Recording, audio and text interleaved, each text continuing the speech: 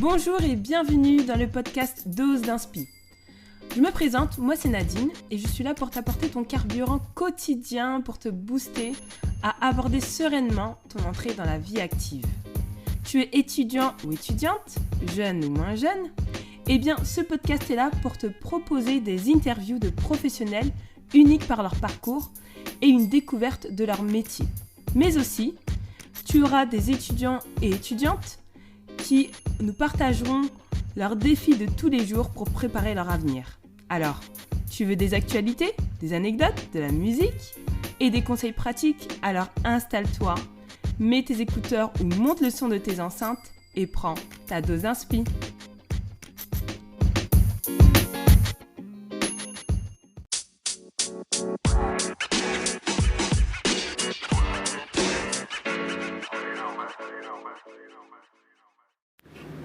Salut Jocelyno. Salut Nadine, comment tu vas? Je vais très bien, et toi? Super, merci. Merci pour cette invitation. Oui, et bienvenue surtout. Bienvenue sur mon podcast Dose d'Inspi. C'est super de te recevoir aujourd'hui, puisque tu vas pouvoir nous parler de toi, de ton parcours, de qui es-tu, et tu vas pouvoir nous raconter effectivement tous les défis que tu relèves au quotidien. J'en dis pas plus, je te laisse te présenter. Donc, bonjour à tous, je m'appelle Jocelyno Lopez Tavares, j'ai 24 ans, étudiant en master optimisation de la performance à Lille, par ailleurs éducateur de football et joueur. Voilà. Ah, rien que ça. Rien que ça. Donc étudiant actuellement, alors ça c'est super. Justement, tes études, est-ce que tu peux revenir un petit peu sur ton parcours scolaire? On va faire un petit retour en arrière. Pas que hier, hein. Je veux vraiment qu'on remonte à tes débuts collège, même primaire, juste pour nous retracer un peu comment tu as pu effectivement arriver jusqu'ici aujourd'hui. Tout d'abord, il faut savoir que j'ai commencé mon parcours scolaire au Portugal, puisque je suis né au Portugal. Arrivé en France à l'âge de 7 ans, j'ai poursuivi en redoublant le CP. Oui, c'était ton arrivée où il fallait que tu te réadaptes au niveau de la langue, j'imagine. Je me réadapte au niveau de la langue. Donc, puisque je ne connaissais pas la langue, on ne m'a pas fait passer en CE1, mais du coup, j'ai recommencé le CP. D'accord. Donc, ça s'est très bien passé et au bout de quelques mois, j'ai pu apprendre la langue. J'ai poursuivi un parcours scolaire classique en primaire, collège, lycée, pour arriver dans le milieu universitaire. J'ai eu la chance d'aller en STAPS et d'être accepté dès la première année et aussi de valider dès la première année. Et j'ai poursuivi jusqu'à l'obtention de ma licence. Après celle-ci, j'ai eu un an de pause où je n'ai pas pu accéder à ce master dans lequel je suis. Oui. Et du coup, pendant ce moment de pause-là, j'ai continué à me perfectionner dans les compétences d'éducateur. Et grâce à ça, j'ai pu repostuler cette année et être accepté dans lequel je suis actuellement et je me donne à fond. D'accord. Donc actuellement, tu es en quoi? En master? Je suis en première année de master. D'accord. Qui est master? Master optimisation de la performance sportive, des aspects mentaux, nutritionnels et physiques à l'Université de Lille. D'accord, ok. C'est très précis et bien spécifique. Ok, on reviendra là-dessus. T'inquiète pas. Tu nous as décrit un peu ton parcours en disant oui, parcours classique. Est-ce que tu peux quand même revenir entre l'agencement la jonction entre le collège et le lycée? Je sais que souvent c'est un moment où faut un peu plus se poser de questions sur son orientation.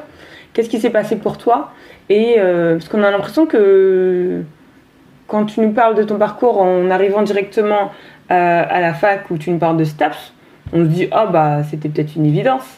Est-ce que tu peux nous dire comment ça s'est affiné au niveau de ton orientation? La chance que j'ai, c'est que j'ai une passion qui est le football. Et du coup, dès la fin de ma primaire, j'ai eu la chance de pouvoir jouer au foot en club. D'accord. Et du coup, j'agençais les deux.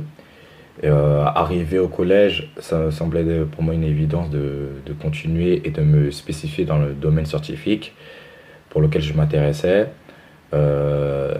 Effectivement, j'avais des rêves de devenir footballeur professionnel et je me suis toujours dit que quoi qu'il arrive, je travaillerais dans ce milieu. Mhm. Donc dès collège, avec les premiers cours d'orientation, bah, je me suis pardon, renseigné sur quelle était la possibilité, quelles sont les démarches à suivre pour rester dans le milieu du sport. Et du coup, bah, dès ma quatrième, troisième, je savais que après le lycée, je devais y aller en STAPS. Et D'accord, c'est ok. ce qui est arrivé. Donc tu savais la voie à suivre pour pouvoir en effet, à la clé, accéder à la licence TAPS. C'est ça? Exactement. C'est même pour ça que j'ai poursuivi un bac S que j'ai obtenu et ensuite candidaté pour le master de Paris 13 qui était à Bobigny, maintenant qui s'appelle la Sorbonne Paris Nord. Et je suis fier d'avoir cette licence. Ah oui, oui, oui, tu peux être fier, c'est formidable. C'est formidable. Souvent, on se dit que la voie, la voie sportive, avec cette spécificité au niveau des études, d'effectuer une licence STAPS, souvent on la voit comme une voie facile. Alors que toutes les personnes que j'ai côtoyées qui ont fait STAPS, soit ils ont démarré, ils n'ont pas fini, soit ils l'ont fini, mais ils en ont chié et ils te disent clairement, ouais, en fait, il faut être bon partout. Il faut être bon mentalement, il faut être bon et avoir cette capacité d'assimiler toutes les connaissances. Et c'est pas pour rien que c'est souvent ceux qui ont fait S qui réussissent. Et en plus, il faut être bon sur plusieurs disciplines sportives. Qu'est-ce que tu peux nous dire sur ça? Bah, la filière STAPS est une discipline, vraiment une filière très compliquée. Pourquoi? Parce que, comme tu l'as si bien dit, bah, il y a le sport, pour Oui. lequel la plupart des gens sont intéressés. Et là, pour le coup, en STAPS, on voit la pratique sportive Oui. et d'autres pratiques sportives qui n'ont rien à voir avec notre discipline de base. Du coup, on continue à s'ouvrir à notre champ sportif.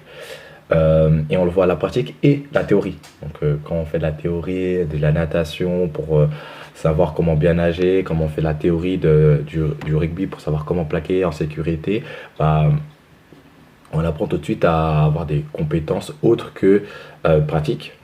Comme je le dis, bah, le STAPS travaille sur le corps, puisque le corps métier, et du coup, d'où l'importance bah, des domaines scientifiques, anatomie, physiologie, Oui. donc assez importante. Qualité de rédactionnel, puisqu'il est important de pouvoir écrire correctement, puisque la plupart des profs d'EPS, enfin la totalité de profs d'EPS, pour lequel c'est le deuxième concours le plus compliqué à l'éducation nationale, bah, doivent savoir comment correctement rédiger. Mhm. Et poursuivre, savoir l'histoire un peu du sport, comme dans toutes les autres filières, savoir comment on est en arrivé là, c'est quand même important. Complètement. Et c'est vrai que la partie rédactionnelle, j'aurais même pas imaginé que forcément il y avait une certaine exigence donnée là-dessus. Et au-delà si je vais encore un peu plus loin, bah, il y a la partie sociologique. On Mhm. travaille avec des personnes et il est important de savoir leur milieu, de D'accord. savoir d'où ils viennent, de savoir comment ils peuvent interagir avec nous, avec les autres, euh, c- comment communiquer avec eux pour que le message puisse être correctement perçu et que le message ne puisse pas avoir d'interférence ou d'incompréhension. Ce sont quand même la psychologie, comment la personne peut grandir, à quel moment on peut leur faire tel et tel sport, telle et telle discipline, telle et telle contrainte sur le corps. Ce sont quand même des choses passionnantes Oui. et pour lesquelles il faut quand même avoir une grosse base solide intellectuelle pour pouvoir comprendre tout ça et pour pouvoir le mettre derrière en application et bien évidemment faire pratiquer le public qu'on aura puisque on a les enfants, on pense beaucoup aux jeunes, mais il y a la filière, tout ce qui est APA, qui est pour les personnes en situation de handicap ou Oui. au retour auprès de blessures, les personnes âgées, les tout petits, les femmes enceintes, pour lesquelles il faut des grosses précautions, il faut avoir de grosses connaissances euh, anatomiques, physiologiques. Et il est important d'avoir du coup un niveau intellectuel assez important et d'assimiler, de comprendre et de pouvoir le retranscrire aussi. Ouais, c'est beaucoup plus clair. Je vois exactement ce que tu veux dire parce que finalement, il y a ce côté où on peut être face à n'importe quel type de public. Et il y a également le fait que on voit souvent le sport comme quelque chose qui va s'adresser seulement aux jeunes, comme tu l'as dit. alors qu'effectivement, on peut être face à des publics totalement différents, et à ce moment-là, il faut être capable d'avoir toute cette base de connaissances pour aller l'appliquer au public correspondant. Et ça, finalement, c'est ta responsabilité. Exactement. Si tu failles sur le moindre petit truc, mais je veux pas avoir les choses de manière grave, mais quand même, on a des êtres humains en face de. On peut mettre très rapidement une personne en danger. C'est aussi simple que ça. Et on parle des jeunes, on peut avoir des répercussions tout au long de sa vie. Oui. Donc il est important quand même de savoir quand même ce qu'on fait et quelles sont les contraintes qu'on lui met, quelles sont les précautions qu'on doit avoir pour éviter que ce qu'on lui fait faire, ça l'impacte lui et sa vie future. Je vois tout à fait. Ok, super. C'est déjà hyper enrichissant tout ce que tu me dis. Et vu comment tu en parles et vu effectivement tout ce que tu as pu faire jusqu'à aujourd'hui, en tout cas par rapport à ton avancée jusqu'à ce master, je me pose la question, est-ce que pour toi tu le voyais comme une vocation finalement de t'orienter vers ce secteur? Je dirais pas vocation mais passion, puisque c'est ce qui m'a toujours guidé et qui m'a permis de m'accrocher au milieu scolaire. D'accord. Très simple, le football était quand même la carotte pour continuer les cours. Si je travaillais pas bien, si j'avais pas de bonnes notes, je pouvais être sanctionné de foot, et du coup ça m'a permis de rester dans ce milieu-là. Ça, c'est la technique de toutes les mamans. C'est la technique, je dirais des parents en général. Et pour poursuivre, une fois que j'ai compris que STAPS, ça pouvait être, c'était un milieu pour moi, puisque arriver au collège, avoir de notes correctes, ça ne suffisait pas. Il faut quand même avoir un objectif pour maintenir tout simplement mon rythme de travail. D'accord. Le fait est que STAPS me demande de faire un bac S avec des exigences assez élevées. Ça m'a permis de garder ce rythme de travail. Et de te pousser un peu dans tes retranchements aussi. Tu nous parlais de ce que tu fais en cours, J'ai cru comprendre que tu étais engagé au niveau de ton club, en tant que joueur, en tant que coach. Est-ce que tu peux nous décrire un petit peu tout ce que tu fais, en allant un peu plus dans le détail, et ensuite je pose une autre question. Du coup, j'ai la chance d'évoluer en tant que joueur au Red Star FC. Donc, dans un club assez connu. Qui est quand même le plus grand club du 93 à l'heure actuelle. Et quand même un club historique, deuxième club de France à être créé. Et du coup, avec quand même un gros palmarès, notamment en Coupe de France. Oui.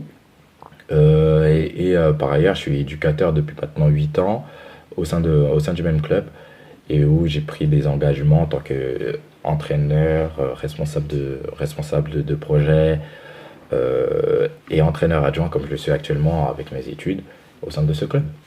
Super. C'est quelle tranche d'âge que tu coaches? Cette année, j'ai la chance d'avoir les U13, donc les moins de 13 ans, donc ceux qui vont avoir 12-13 ans, et les U18, donc 16-17 ans, au sein de ce même club. D'accord. Comment tu arrives à combiner tout ça avec tes études, et j'imagine toutes les difficultés que tu peux rencontrer avec ces catégories d'enfants? Je parle même pas forcément de 3 qui peuvent être turbulents, parce que j'ai toujours considéré que dès qu'on va dans des activités extrascolaires, en général, les enfants ils y vont avec plaisir. Donc il n'y a pas forcément, c'est pas comme à l'école. Mais tu dois organiser tes cours, tu dois mener tes cours, tu dois assister au match, j'imagine. Un match sans coach, ça le fait pas trop. Enfin voilà. Comment tu arrives à organiser tout ça, à combiner tout ça? Donc déjà, ça passe par une organisation, et une planification qui est extrême. Donc les cours, je cale les cours, ensuite je cale les entraînements des petits, et je finis par mes entraînements à moi. D'accord. Les week-ends sont réservés exclusivement au foot depuis maintenant quelques années. Je pense que ton entourage est rodé là-dessus. Bon, Josélino, faut pas l'appeler le week-end, ça sert à rien. De toute façon, il va pas venir au cinéma avec nous, il va pas venir. Je suis libre le soir. D'accord. Donc ils savent à quelle heure te contacter. Donc, ils savent quels sont mes créneaux disponibles, on va dire ça comme ça. Oui. Et c'est magnifique. Après, pour revenir à ces jeunes-là, la chance que j'ai, c'est que j'ai une proximité, vu mon âge avec eux, ils me voient tout de suite comme un grand frère. Oui. Et le fait est que j'apprenne à communiquer et du coup que j'ai un dialogue. Déjà, j'ai le même langage qu'eux, j'ai pas de barrière. Oui. Le fait est que je sois proche, je viens quasiment des mêmes coins qu'eux, donc j'ai le même. J'ai le même entourage qu'eux. J'ai exactement le même entourage qu'eux. J'ai peut-être eu les mêmes problématiques qu'eux. Je viens de la même. D'accord. Je viens de. Comme la plupart de la banlieue. J'arrive pas à retrouver le terme. Il arrivera. Mais ce qui permet d'avoir les mêmes codes qu'eux. Ouais. Et c'est important d'avoir les mêmes codes quand je sais que je peux communiquer à une personne ou au moins de comprendre qu'on a des codes qui sont pareils. Et après ça, c'est facile derrière de la ramener dans une discipline qu'ils souhaitent et qui, on a de la chance, plaît à un grand nombre et de les aider à atteindre leurs objectifs. Et justement, sur tous ces rôles-là que tu occupes dans ces différents champs d'action, comment tu parviens à te développer? Comment tu t'es construit justement au travers de ces différents champs? Parce que moi, dans chacun des différents périmètres d'action, je vois tellement de choses. J'ai de la chance. On va dire que je suis une personne plutôt organisée. Ça, je le dois à ma mère qui l'a toujours été, du coup, qui me l'a transmis, qui a fait en sorte que je le sois dès tout jeune. Oui. Dans le milieu scolaire, ce qui m'a permis de me développer, c'est tout simplement, je déteste être bête. J'aime apprendre de nouvelles choses, je suis assez curieux, j'aime dialoguer avec les personnes. Et à l'heure actuelle, je le remarque que les personnes avec qui on a envie de communiquer, ce sont toujours des personnes qui ont un certain savoir. Oui. Et j'ai toujours préféré avoir ce savoir-là pour pouvoir communiquer avec les différentes personnes, que ce soit des petits ou des grands. Et c'est important. Dans ma jeunesse, j'ai eu la chance d'avoir des personnes qui m'ont toujours aidé et du coup qui ont fait en sorte que aujourd'hui j'ai envie d'aider eux aussi. Donc le milieu du sport, c'est un milieu qui me convient, dans lequel je kiffe tout simplement. Et du coup je me dis que si je peux aider ces petits-là à atteindre leurs objectifs, c'est gratifiant pour toi. C'est tout bonnement incroyable de voir leur progression, de voir qu'ils n'étaient pas capables de faire certaines choses et ensuite ils sont capables, ils sont fiers, ils peuvent le démontrer. Et après, ensuite là, il y a un échange, il se crée, il y a une affinité qui se crée. Au-delà d'avoir des joueurs de foot, j'ai des êtres humains. Du coup, ils ont leur propre mentalité, ils ont envie de faire certaines choses. Et du coup, quand j'échange avec eux, quand ils voient leur progression, et quand ils voient comment ils grandissent en tant qu'être humain, ça peut me faire que plaisir. Ah, c'est super, c'est vraiment top. Le sport est un vecteur de valeur. En tout cas, pour moi, c'est une certitude. C'est évident. Ouais. Et tu penses que ça transmet quel type de valeur? Je dirais que ça dépendrait des sports. Mais le football, c'était vraiment, pour la chance que j'ai, c'est de pratiquer ce sport. C'est que ça rassemble. Oui. C'est vraiment quelque chose qui est impressionnant. J'étais petit, j'avais un ballon, j'allais au stade, je connaissais personne. À la fin de ma journée, je connaissais tout le monde. Ouais. Voilà. C'est réel. Ouais. Il n'y a pas... Alors moi je joue pas au foot, mais je vais avec mon neveu. Je le vois avec mon neveu. Il arrive, il est tout seul, il repart, il a plein de copains. Mais c'est incroyable, c'était tellement facile c'est là j'ai commencé mon intégration en France. Je savais pas parler, mais je savais dire je peux jouer, je veux jouer, oui. On joue au foot, tout de suite, il n'y a pas de mots, le langage corporel, jouer, prendre du plaisir, tous ensemble. Voilà, ça a des valeurs de rassemblement, de soutien énorme, de confiance, de résilience. Et ça, comme dit souvent un coach, à moi, ça te prépare à la vie de tous les jours. Ah, bien résumé. Ouais, j'aime beaucoup. J'aime beaucoup, beaucoup, parce qu'effectivement, le sport te fait passer par tellement de phases, tellement d'émotions, tellement d'épreuves, que quand on repense les épreuves qualificatives, le fait de s'entraîner, le fait de tomber, de se relever, de se blesser, de repartir, mais d'avoir cette intelligence de ne pas aller le faire alors que tu as le pied avec une entorse, enfin, tu as le pied... T'es blessé ? T'es blessé, tout simplement. Certains veulent forcer, et le forcer fait que ça s'empire. Il y a des choses dans la vie aussi que tu vis et qui peuvent effectivement super bien transposer. Ouais. Et côtoyer les gens, dans le sport comme dans la vie de tous les jours, tu ne peux pas avancer sans les autres. Ouais. Oui, sport d'équipe, en effet. Donc, totalement. Même dans les sports individuels, tu ne peux pas avancer sans un coach, sans un staff, sans des partenaires d'entraînement. Donc, le sport te permet de voir que tu ne peux rien faire sans les autres. Et tu es constamment confronté aux autres et confronté aussi à toi-même. Et confronté à toi-même. Donc, si tu veux réussir, il faut que tu saches communiquer, te mettre dans un groupe, ne pas forcément te faire influencer, mais justement avoir ton propre caractère, te le forger et de le mettre en pratique. Et ça, pour ça, le sport, pour moi, il n'y a pas une meilleure école. Ah, ça c'est... Je suis plutôt d'accord, je ne peux qu'être d'accord. Là, pour le coup, tu prêches une convaincue, mais je vois très bien, en tout cas dans tout le détail que tu nous apportes. Et c'est vraiment incroyable de le voir au travers de ce club dans lequel tu es. Je trouve que dans le monde associatif aussi, il y a pas mal de choses qui sont véhiculées, qui sont transmises les uns aux autres. Avec ce côté aussi intergénérationnel qui se vit dans les associations.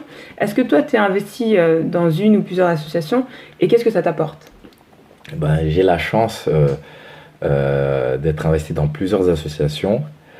Actuellement, je suis chez Nostalgia de Cabo Verde, donc une association qui a pour but d'aider les personnes ici et au Cap-Vert. Oui. Et pour le coup, c'est tout à fait magique. C'est un espoir qui a pour but d'aider dans le milieu scolaire les jeunes Stanois et des villes limitrophes. D'une association aussi de volley pour prendre du plaisir. Et par le passé, dans les BDE, donc les bureaux étudiants, ou encore chez Mina Metes, voilà. J'ai toujours été dans le milieu associatif, ça m'a aidé et j'espère un jour pouvoir rendre l'appareil autant que j'ai reçu. D'accord, donc c'est pas tout nouveau pour toi là, les associations. Là tu nous en as listé un certain nombre, je crois que tu avais déjà un ou deux. Ah bah non, il avait toute une liste, formidable. Non mais t'as du mérite pour le coup de prendre du temps, de prendre de ton temps pour le donner aux autres. Et c'est la force aussi des associations, c'est d'avoir des bénévoles, c'est d'avoir des personnes qui sont engagées, qui ne comptent pas leurs heures, qui ne comptent pas les jours où ils s'investissent, que ce soit en étant présentement là pour aider, ou bien sur des choses qui sont faites, je dirais, le soir, à la maison, à des réunions très tardives. Hein. Je pense que tu vois de quoi je parle. Très bien. Donc franchement, c'est super. Et je trouve que quel que soit l'âge, moi, pour mon expérience personnelle, j'ai commencé très tôt aussi à m'engager dans le monde associatif. Et je trouve que plus tôt ça gage, plus tôt ça nous apporte tellement de choses, tellement de valeurs, tellement de connaissances que... Il ne faut pas attendre de dire c'est bon, j'ai mon diplôme, je rentre dans la vie active pour se lancer dans ce genre de choses. En fait, à tout moment, à partir du moment où on a du temps et on l'organise en ce sens et qu'on s'engage vraiment, parce que le but c'est d'avoir un vrai oui, eh bien, ce que ça nous apporte, ça n'a même pas de prix. Ça n'a pas de prix, ça nous prépare, ça nous forme, ça nous fait développer, parce que beaucoup de savoir, mais aussi des compétences. Vraiment, oui. Ça forme. Vraiment. On grandit avec une association. C'est impressionnant. Super. Eh bien, c'est tout ce que je te souhaite, en tout cas, pour la suite. Encore et encore plein d'engagement, plein de d'apprentissage de ce type. Et puis toi, la manière dont tu le vis et toute l'expérience que ça t'apporte, à tout moment, tu le retransmets aux petits que tu entraînes. Et ça, de manière consciente ou inconsciente. Et donc, c'est de cette manière où je trouve que ça crée une superbe, finalement, synergie entre tous ces engagements-là que tu as. C'est vrai, puisque ça me permet de me développer, de pouvoir mettre en lien ces associations et de le faire comprendre à mes jeunes que on m'a toujours appris, c'est en donnant qu'on reçoit. Complètement. Et du coup, quand j'étais petit, j'ai tellement reçu que là, j'ai envie de donner. Et c'est incroyable, tout ce que je reçois. Et du coup, c'est tout ce que j'aimerais transmettre, c'est de former des hommes et des femmes qui soient capables qui sont capables de transmettre et d'aider les autres à leur échelle. Ouais, vachement important. Super. Super, j'ai envie de revenir sur ton master. Parce que juste l'intitulé, il est hyper intriguant. Alors je le redis, tu me corriges si je dis des bêtises, hein. Master optimisation de la performance sportive. Exactement. Et après, je crois que tu as eu des mentions, mais ça, je vais pas le répéter. Ça, je te laisse faire. J'aimerais que tu nous en dises un peu plus sur ce master, à quoi ça te prépare et comment tu te projettes là-dessus. J'aurais sûrement plein d'autres questions, mais je te laisse déjà commencer. Comme je l'ai dit un peu plus tôt, j'ai toujours voulu travailler dans le milieu du foot et du coup, pour pouvoir être engagé dans ce milieu-là et pouvoir travailler à plein temps, il faut être un spécialiste. Oui. Donc forcément, il faut passer par un master et à l'heure actuelle, on cherche toujours à améliorer nos performances. C'est vraiment l'essence même d'un entraîneur. Donc forcément, je vais dans ce milieu-là qui est d'optimiser la performance sportive pour qu'on ait des joueurs toujours plus rapides, plus forts, plus techniques, plus intelligents. Et pour qu'à la fin, on ait toujours des matchs de plus en plus beaux et qui continuent à nous donner des vibrations telles qu'on a eu pendant la Coupe du Monde. Ouais. Simplement. Donc, et là, j'espère qu'avec ce master, je vais pouvoir avoir un poste dans cette belle structure qu'est le Red Star pour pouvoir continuer à me développer et pouvoir continuer à transmettre mon savoir, mon futur savoir et mes compétences. Donc ça prépare à quel type de métier ce master ? Ce master, il a pour vocation d'être nutritionniste, préparateur physique ou préparateur mental. Mais je souhaite, moi, devenir un cran au-dessus, mais responsable d'un pôle. Et c'est bien pour ça que j'ai choisi ce master-là, pour pouvoir avoir un maximum de compétences et pour pouvoir parler avec un maximum de professionnels d'égal à égal et pouvoir mettre des choses en place de manière cohérente pour les athlètes, pour qu'ils soient le mieux possible, qu'ils aient la meilleure formation possible, que ce soit physique, mentale, nutritionnelle et bien évidemment citoyenne. D'accord. Donc quand tu dis responsable d'un pôle, c'est un pôle où il y aurait différentes disciplines ou différentes spécialités, c'est ça ? Plutôt différents acteurs. Du coup, on a les entraîneurs classiques. Ah, d'accord, ok. Au football, on a les entraîneurs classiques donc, qui sont basés sur la technique et sur la tactique. On a intégré maintenant les préparateurs physiques qui vont se charger un peu plus de la dimension physique des sportifs. Oui. Très fraîchement, on a l'arrivée des préparateurs mentaux, donc qui vont conditionner le sportif à être capable de gérer ses émotions, d'être prêt mentalement à assumer tout simplement ces objectifs-là et à les aider à aller jusqu'au bout.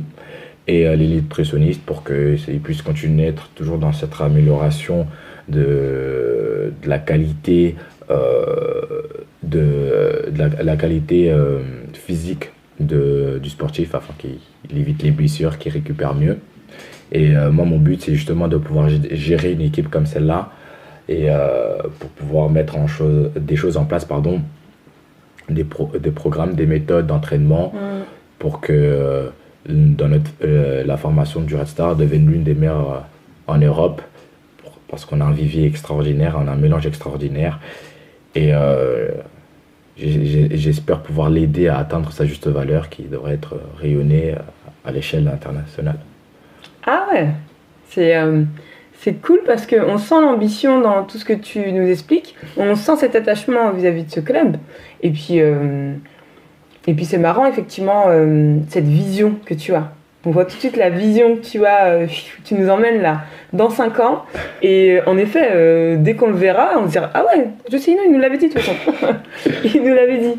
Je te remercie d'avoir détaillé un peu plus cette partie responsable de pôle, parce que franchement, ça donne une idée de tout ce qui se passe en coulisses.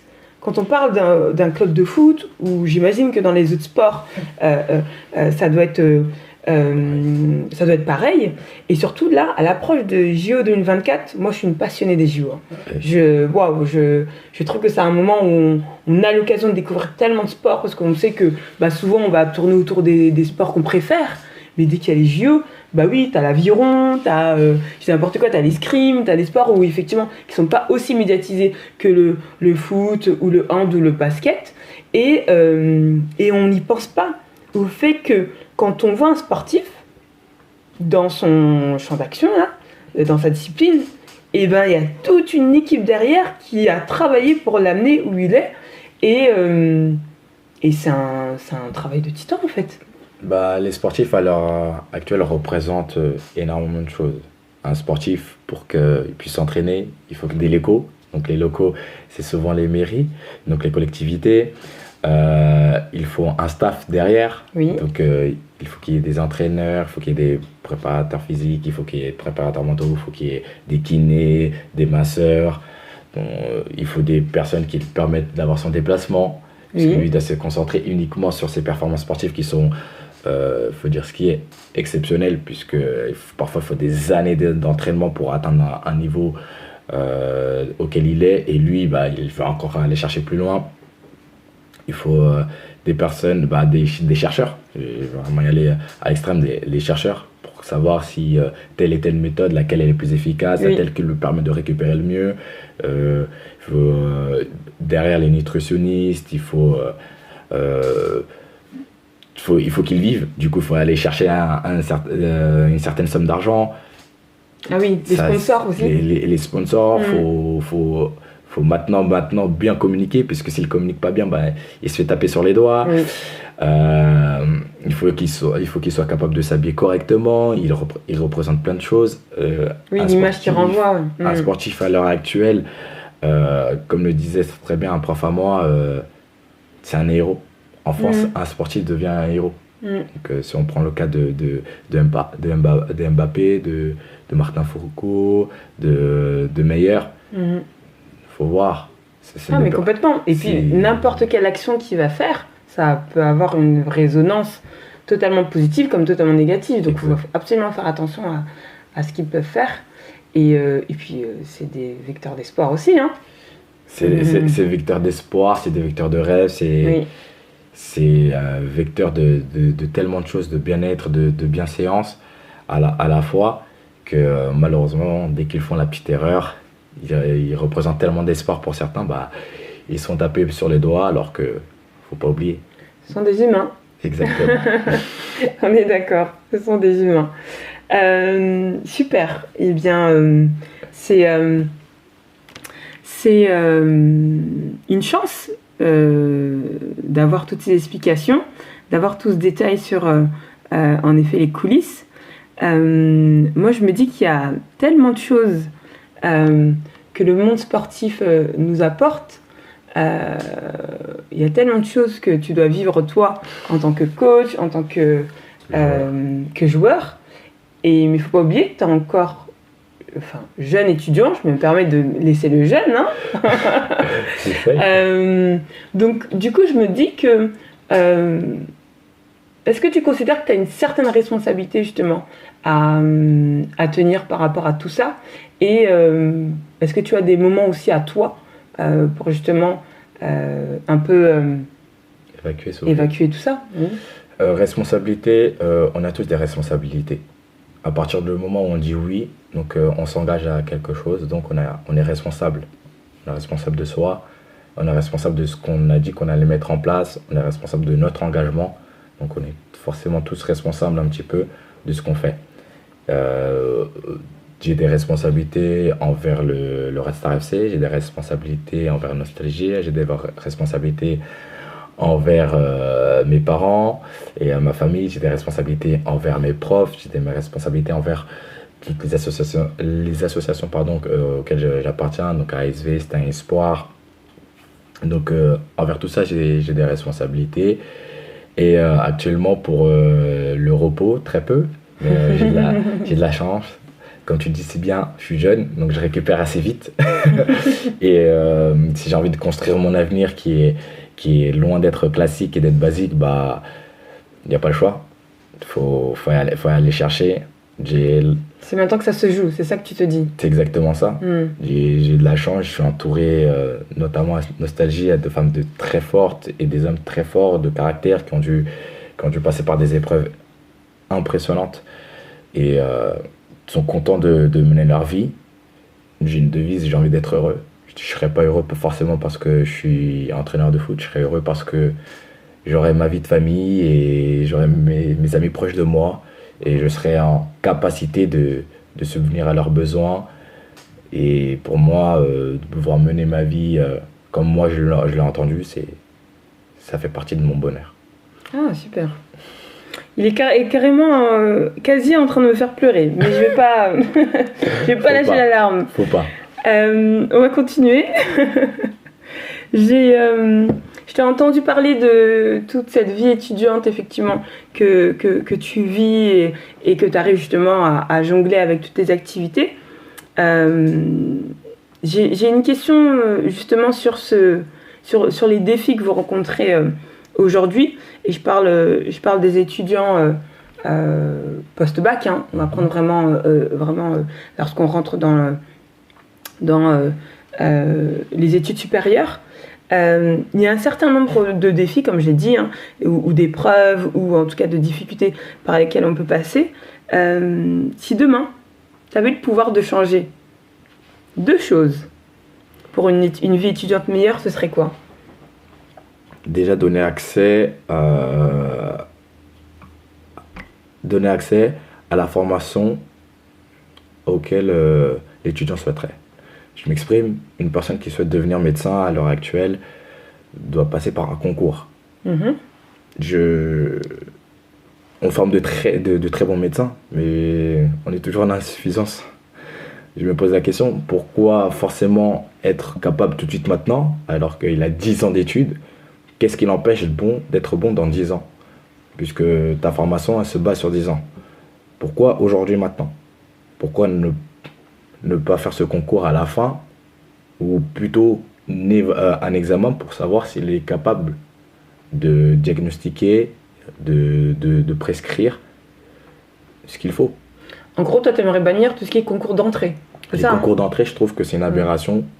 C'est juste de l'élitisme pour rien. Et empêcher peut-être certaines carrières. La progression, ça a été prouvé scientifiquement pour le coup, elle est propre à chacun. Ouais. Elle est propre à chacun. Il y a des années où on a du mal à assimiler par l'effet de vie, par le milieu social dans lequel on est, par le mood du moment, par l'alimentation, par plein de choses. Oui, et d'autres paramètres. Ouais. Et d'autres années, au contraire, on explose, on est capable de tout explorer, on est capable de tout assimiler, on est capable de tout mettre en pratique.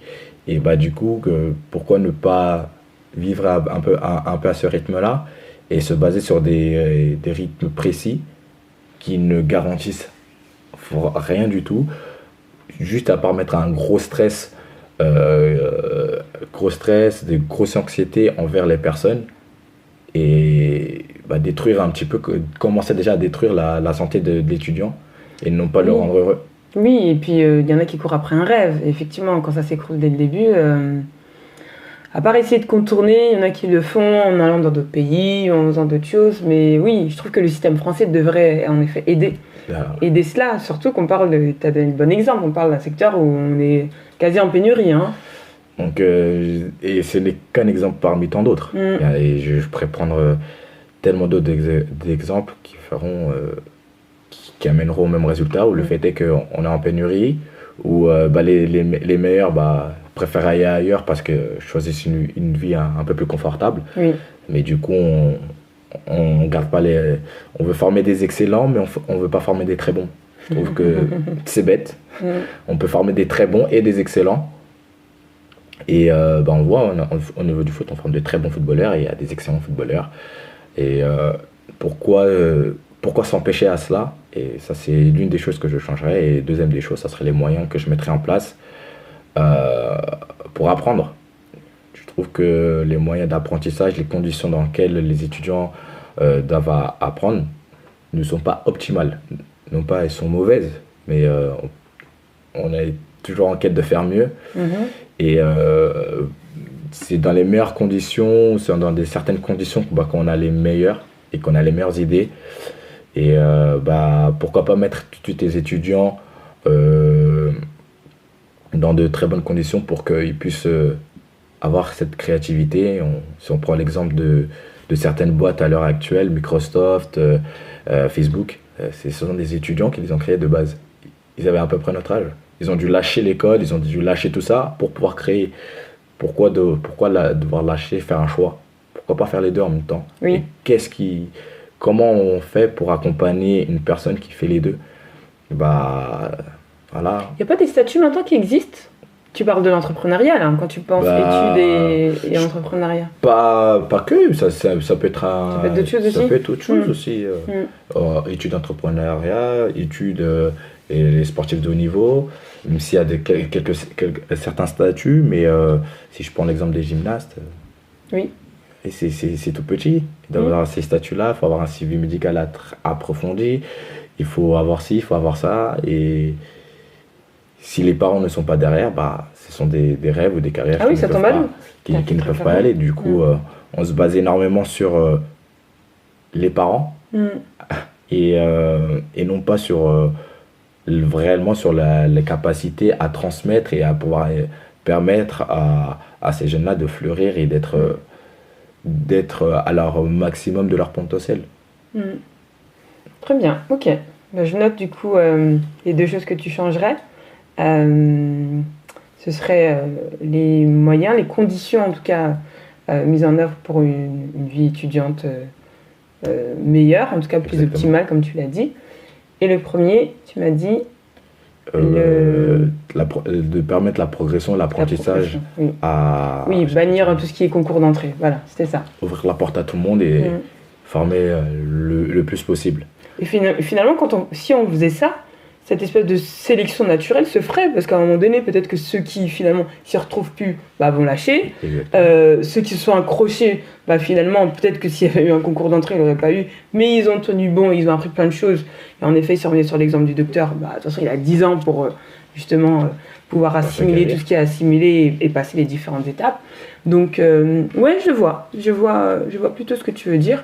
Et c'est bien de partager ça avec nous, parce que c'est aussi ça, d'Inspi, c'est donner la parole à ceux qui vivent des choses au quotidien et pas juste avoir ce regard de professionnel qui est en dehors de la vie étudiante, qui dirait plein de choses sur les étudiants. Parce que moi je pourrais prendre le micro et dire les études c'est ça, la fac c'est ça, etc. Mais sauf que moi je suis sortie de ce monde-là. Et donc de pouvoir donner la parole à des étudiants qui vivent actuellement des choses et qui rencontrent des difficultés ou ont identifié ou ont observé des choses qui pourraient être peut-être faites de manière différente, justement pour aider à ce que la société soit meilleure, parce que finalement pour moi tout est lié. Eh bien c'est top et merci pour ce partage. Avec grand plaisir et merci de m'orienter vers ce partage. C'est top. On arrive bientôt à la fin, Jocelyno, et j'ai encore 2 petites questions. Moi, j'aimerais savoir quelle est ta source d'inspiration? La première source d'inspiration, c'est ma mère. Et je vais continuer à l'élargir aux femmes africaines. Pourquoi? Parce que ce sont souvent les rejetées, mais souvent dans certains foyers les plus fortes, souvent décriées et c'est eux qui subissent le plus. Oui, Si on regarde bien les problèmes de santé, bah, une grosse partie des femmes africaines ont d'énormes de soucis de santé. Bah, c'est tout simplement parce que juste avant, elles se sont sacrifiées pour l'éducation de leurs enfants. Du coup, c'est une très très grosse source d'inspiration. Et puisque je suis dans le sport, je suis obligé de parler de Ronaldo, Cristiano Ronaldo, qui est une source de motivation et d'inspiration énorme par rapport à ses sacrifices, par rapport à sa façon de voir les choses et jusqu'à où il est arrivé à l'heure actuelle. oui, ça fait de lui un des meilleurs footballeurs. Donc forcément, comme on dit, le travail paye. Ouais, le travail a payé et sa détermination aussi et sa confiance et tout ce qu'il engendre derrière, puisqu'on parle beaucoup on peut parler des sommes qu'il reçoit, du statut, de tout ce qu'il a fait mis en place, mais n'oublions pas d'où il vient, n'oublions pas de tout ce qu'il met en place via ses associations, n'oublions Oui. pas toutes les valeurs et qu'on remarque son entourage et quand on voit tout cela, on voit que c'est une personne qui a quand même, c'est un homme, c'est un grand homme, Mm. tout ce qu'il essaie de mettre en place. Donc, encore une fois, le sport héros revient à la charge C'est ça. et il ne peut être qu'une source d'inspiration pour tout sportif. Super. On continue sur l'inspiration. Selon moi, la musique est une très grande source d'inspiration.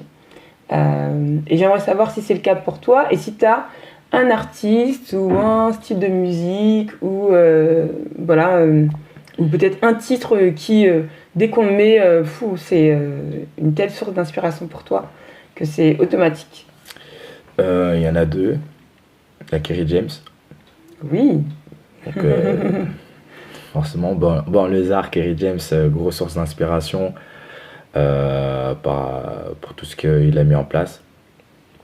Tout comme Youssoupha, des artistes issus de la banlieue qui arrivent via leurs moyens, leur musique, leur écriture, leur monde, à transmettre, à transmettre de vraies valeurs, à transmettre une prise de conscience et à permettre à certaines personnes de se développer, de s'enrichir et de donner de la force. Et LG, un chanteur capverdien, par sa folie, par rapport à sa créativité. LG Bitskila. Exactement. Mais voilà, un artiste ultra complet, ultra fou, mais dans sa folie, capable de faire un son avec n'importe qui et de mettre justement l'artiste avec lequel il est en lumière. Et ça, c'est impressionnant. Et qui plus est un homme très cool dans la vie de tous les jours. Oui, Donc, et accessible. Hein. et Pour le coup, je l'ai déjà rencontré, franchement. On est deux. Mm. Et ne se prend pas la tête. Et vraiment, il est venu, il se dit, je vis ma vie, je fais ce que j'aime faire. Et je remercie Dieu de le faire. Et je le ferai du mieux possible. Donc, Ouais, ça évidemment. résume tout, très clairement. Super. Eh ben merci beaucoup. Pour le coup, tu m'en as dit 3. Hein. Moi, j'ai retenu Kerry James, Youssoupha et LG Bitskila. Mais je vois que les 3, ça t'est venu en tête directement. Et ça doit être une belle source d'inspiration. Bah, j'ai envie de dire continue. Hein. C'est le top, en tout cas, quand on a ce genre de références, de repères. Faut s'y accrocher et ça apporte énormément. On arrive à la fin. Jocelyne, je te remercie. C'était top. Moi, j'ai appris plein de choses sur le sport, plein de choses sur tout ce que tu vis côté études. J'en ai appris sur toi aussi. Hein. Je savais pas tout. Donc, vraiment, merci pour ça. C'était un super moment, un super partage. Si t'as envie de nous partager le mot de la fin, vas-y. Et ensuite, on se dit au revoir. Donc, tout d'abord, merci Nadine pour cette invitation et pour ce moment et cette opportunité de pouvoir parler sur Dose d'Inspi. Et le petit mot, c'est chacun d'entre nous est une dose d'inspiration. Yeah, j'ai trouvé mon nouveau slogan, c'est bon, je te la pique. Merci Jocelyno, je te dis à bientôt. À bientôt, Nadine. Ciao, ciao. Ciao.